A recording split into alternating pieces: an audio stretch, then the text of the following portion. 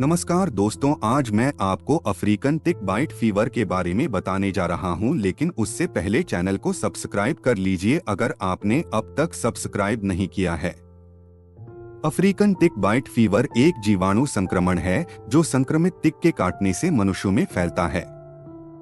यह बीमारी कई अफ्रीकी देशों के साथ साथ मध्य पूर्व, एशिया और यूरोप के कुछ क्षेत्रों में प्रचलित है।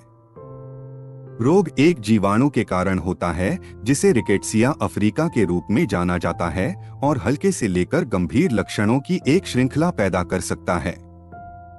अफ्रीकी टिक बाइट फीवर के लक्षण आमतौर पर टिक काटने के 1 से 2 सप्ताह के भीतर दिखाई देते हैं।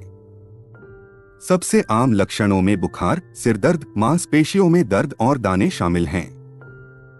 दाने आमतौर पर हाथों, पैरों और पैरों जैसे चर्म पर दिखाई देते हैं और छोटे लाल धक्कों या फफोले के साथ हो सकते हैं। कुछ मामलों में दाने धड़ और चेहरे सहित शरीर के अन्य क्षेत्रों में भी फैल सकते हैं। उपरोक्त लक्षणों के अलावा अफ्रीकन टिक बाइट फीवर से पीड़ित कुछ लोगों को मतली, उल्टी, दस्त और सूजन लिम्फ नोड्स जैसे अन्य लक्षणों का अनुभव हो सकता है। यदि अनुपचारित छोड़ दिया जाता है तो रोग अधिक गंभीर जटिलताओं को जन्म दे सकता है, जैसे कि गुर्दे की विफलता, श्वसन संकट और मेनिंजाइटिस। यदि आपको संदेह है कि आपको अफ्रीकन टिक बाइट फीवर हो सकता है, तो जितनी जल्दी हो सके चिकित्सा की तलाश करना महत्वपूर्ण है। रक्त परीक्षण के माध्यम से रोग का निदान किया जा सकता है और उपचार में आमतौर पर एंटीबायोटिक दवाओं का एक कोर्स शामिल होता है, जैसे डॉक्सीसाइक्लिन या एजिथ्रोमाइसिन। ज्यादातर मामलों में उपचार सफल होता है और कुछ दिनों के भीतर लक्षणों को कम करने में मदद मिल सकती है। अफ्रीकन टिक बाइट फीवर की रोकथाम में टिक काटने से बचने के लिए सावधानी बरतना शामिल है।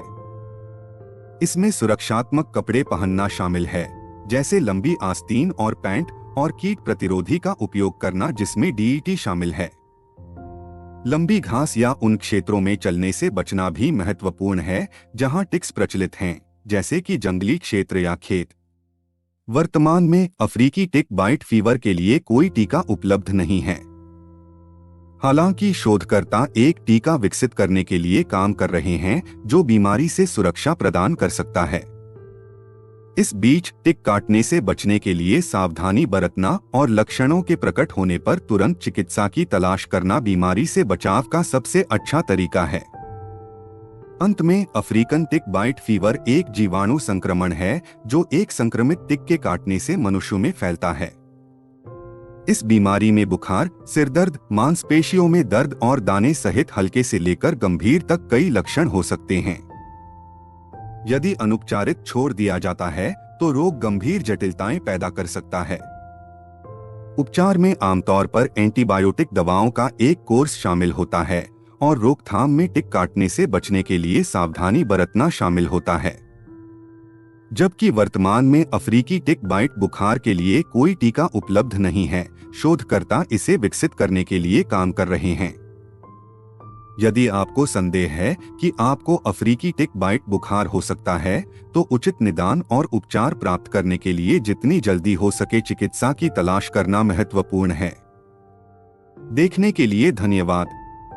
अगर आपने अभी तक चैनल को सब्सक्राइब नहीं किया है, तो चैनल को सब्सक्राइब कर लें।